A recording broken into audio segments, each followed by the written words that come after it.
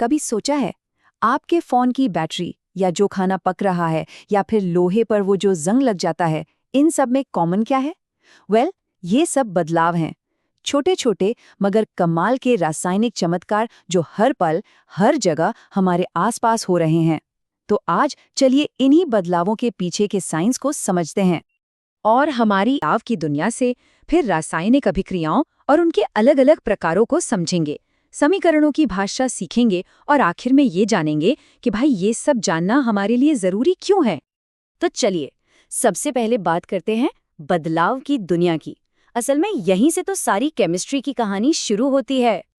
देखिए, हमारे चारों तरफ हर चीज हर पल बदल रही है। दूध से दही बनना हो या मोमबत्ती का जलना, ये सिर्फ आम घटनाएं नहीं है। ये एक बहुत ही गहरी, एक रहस्यमय प्रक्रिया का हिस्सा है और केमिस्ट्री हमें वो चश्मा देती है जिससे हम इस रहस्य को सुलझा सकते हैं, देख सकते हैं। तो सवाल ये है कि इन सभी बदलावों के पीछे कौन सी शक्ति है? जवाब सिर्फ एक है, रासायनिक अभिक्रिया या केमिकल रिएक्शन। चलिए जरा और करीब से देखते हैं कि ये आखिर है क्या। तो एक रासायनिक अभिक्रिया होती क्या है? इसको ऐसे समझिए जैसे हमारे पास खेलने वाले बिल्डिंग ब्लॉक्स हैं। अभिक्रिया उन ब्लॉक्स को तोड़कर उन्हें एक बिल्कुल नए तरीके से जोड़ने जैसा है, जिससे कुछ एकदम नया बन जाए। मतलब पुराने बॉन्ड्स टूटते हैं और नए बॉन्ड्स बनते हैं। बस यही तो है केमिकल चेंज का पूरा खेल। लेकिन हमें पता कैसे चलेगा कि कोई केमिकल रिएक्शन हुआ भी है या नहीं? अच्छा, इसके कुछ पक्के सबूत होते हैं, कुछ साइंस। जैसे मान लीजिए किसी चीज की अवस्था ही बदल गई, लिक्विड से सॉलिड हो गया या फिर रंग में बदलाव आ गया। कभी कभी तो कोई गैस निकलने लगती है या फिर अचानक से तापमान बदल जाता है, या तो गर्म या फिर ठंडा। तो ये सारे संकेत हैं जो बताते हैं कि भाई एटम्स की दुनिया में जरूर कुछ बड़ी हलचल हुई है। लेकिन एक मिनट, सारी अभिक्रियाएं एक जैसी नहीं होती, बिल्कुल नहीं। जैसे डांस के अलग अलग स्टाइल होते हैं ना, वैसे ही इनके भी कई प्रकार हैं। चलिए अब उन्हें जानते हैं। और सबसे मजेदार बात यह है कि हर टाइप की अपनी एक अलग पहचान है, अपना एक अलग अंदाज। कुछ में चीजें एक दूसरे से जुड़ जाती हैं, कुछ में टूटकर अलग हो जाती हैं और कुछ में तो बस अपनी जगह की अदला बदली कर लेती हैं। यही डाइवर्सिटी, यही विविधता केमिस्ट्री को इतना फैसिनेटिंग बनाती है। चलिए एक टाइप को देखते हैं, ऑक्सीकरण। आसान भाषा में कहें तो ये तब होता है जब कोई पदार्थ अपने कुछ बहुत ही छोटे कण, जिन्हें हम इलेक्ट्रॉन्स कहते हैं, वो खो देता है। इसका सबसे बढ़िया और रोजमर्रा का उदाहरण है कटा हुआ सेब। जैसे ही वो हवा के संपर्क में आता है, ऑक्सीकरण ही उसे भूरा कर देता है। देखा है ना? अच्छा, अब एक दूसरा प्रकार देखते हैं, प्रतिस्थापन या सब्स्टिट्यूशन। इसको एक म्यूजिकल चेयर गेम की तरह समझिए। जैसे ही म्यूजिक रुकता है, कोई एक अपनी जगह दूसरे को दे देता है। केमिकल दुनिया में भी ठीक ऐसा ही होता है। जब एक यौगिक में, यानी दो या ज्यादा एटम्स के एक ग्रुप में, एक एटम की जगह कोई दूसरा एटम ले लेता है। तो इन दोनों में सबसे जरूरी फर्क क्या है? ऑक्सीकरण में इलेक्ट्रॉन्स का लेना देना होता है, जबकि प्रतिस्थापन में तो सीधे सीधे परमाणुओं की ही अदला बदली हो जाती है। एक में चार्ज बदलता है तो दूसरे में पूरी बनावट। और यही वो बुनियादी अंतर है जो इन दोनों अभिक्रियाओं को एक दूसरे से बिल्कुल अलग बनाता है। ठीक है, तो वैज्ञानिक इन सब रिएक्शंस के बारे में आपस में बात कैसे करते हैं? क्या वो हर बार पूरी कहानी सुनाते हैं?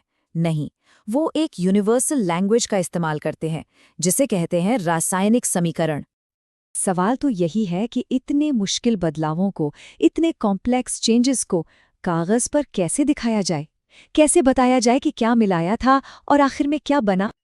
और इसका जवाब है रासायनिक समीकरण। ये बिल्कुल एक खाने की रेसिपी जैसा है। एक तीर होता है, तीर के बाईं तरफ होती है सामग्री, जिसे हम कहते हैं अभिकारक या रिएक्टेंट्स, और दाईं तरफ होता है हमारा तैयार पकवान, यानी उत्पाद या प्रोडक्ट्स।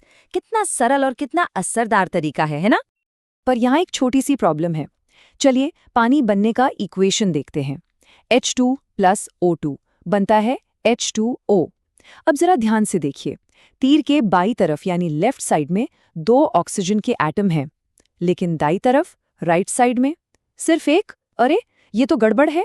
ये तो साइंस के सबसे बुनियादी नियम के खिलाफ है कि आप मैटर को न बना सकते हैं न ही मिटा सकते। तो भाई इसे ठीक कैसे किया जाए? इसे संतुलित या बैलेंस करना पड़ता है और इसके सिर्फ 2 आसान से स्टेप्स हैं।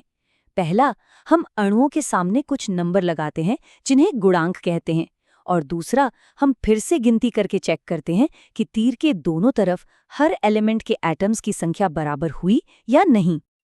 और ये रहा समाधान। हाइड्रोजन के आगे 2 और पानी के आगे 2 लगाने से अब देखिए दोनों तरफ 4 हाइड्रोजन के एटम्स हैं और 2 ऑक्सीजन के। परफेक्ट! अब ये समीकरण पूरी तरह से संतुलित है। ये कितनी खूबसूरती से दिखाता है कि कुछ भी गायब नहीं हुआ, बस चीजें रीअरेंज हो गईं।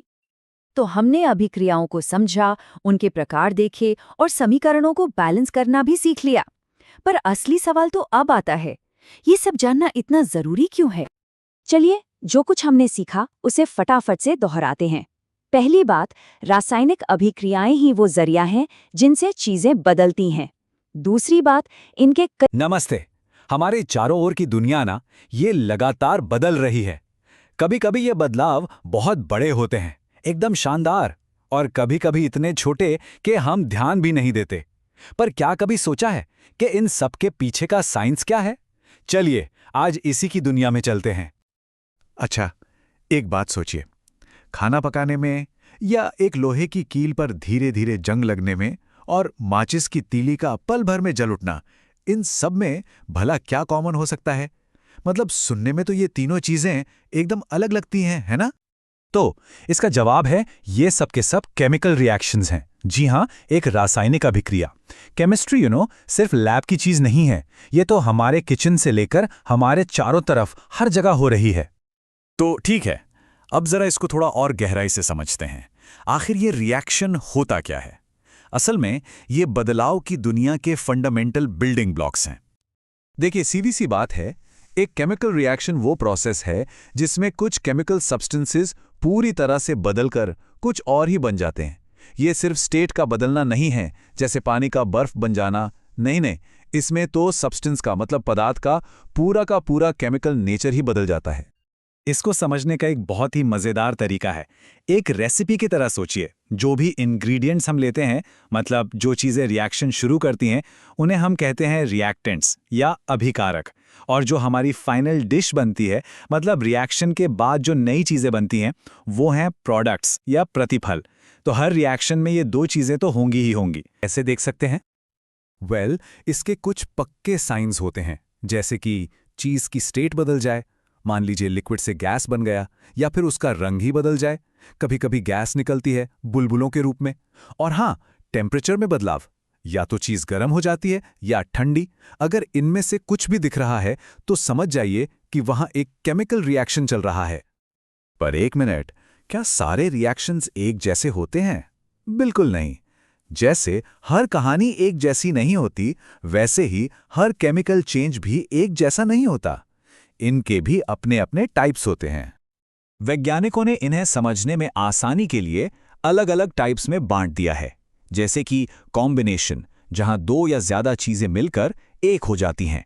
फिर होता है डीकॉम्पोजिशन, मतलब इसका ठीक उल्टा, जहां एक चीज टूटकर अलग अलग हो जाती है। और फिर है डिस्प्लेसमेंट, जहां एक एलिमेंट दूसरे की जगह ले लेता है, काइंडा लाइक म्यूजिकल चेयर्स। और भी बहुत सारे टाइप्स हैं। अब चलते हैं केमिस्ट्री की फॉर्मल लैंग्वेज की तरफ।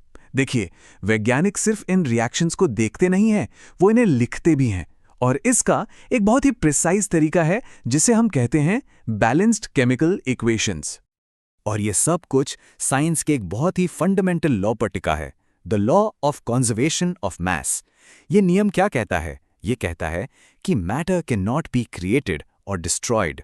मतलब पदार्थ को ना तो आप बना सकते हैं, ना ही मिटा सकते हैं, वो बस अपना रूप बदलता है। और एक बैलेंस्ड केमिकल इक्वेशन ठीक इसी नियम को फॉलो करती है। इसका सीधा सा मतलब है कि रिएक्शन शुरू होने से पहले आपके पास हर एलिमेंट के जितने एटम्स थे, रिएक्शन खत्म होने के बाद भी उतने ही एटम्स होने चाहिए।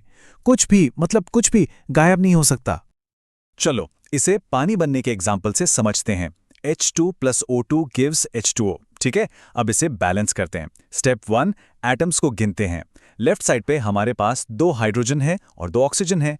राइट साइड पे देखें तो 2 हाइड्रोजन है पर ऑक्सीजन सिर्फ 1 है। अरे ये तो अनबैलेंस्ड है। स्टेप 2, कोफिशिएंट्स ऐड करते हैं। ऑक्सीजन को बैलेंस करने के लिए हम राइट साइड पर H2O के सामने एक 2 लगा देते हैं। अब इक्वेशन हो गया H2 + O2 to 2H2O। अब ऑक्सीजन तो बैलेंस हो गया, दोनों तरफ 2-2, पर अब हाइड्रोजन गड़बड़ा गया। राइट साइड पे 4 हो गए। स्टेप 3, अब हाइड्रोजन को बैलेंस करते हैं, तो लेफ्ट साइड पे जो H2 है उसके आगे भी एक 2 लगा देते हैं। Step 4, final check. अब इक्वेशन क्या बना?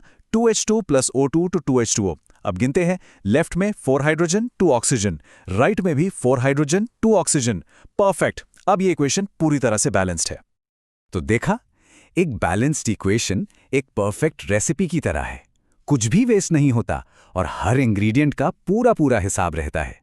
ये हमें एकदम प्रिसाइजली बताता है कि कितनी सामग्री से कितना प्रोडक्ट बनेगा। तो अब जब आप ये जान गए हैं कि केमिकल रिएक्शन को पहचानते कैसे हैं और उसे लिखते कैसे हैं, तो अब एक सवाल है, आज आप अपनी दुनिया में कौन सा केमिकल रिएक्शन होते हुए देखेंगे?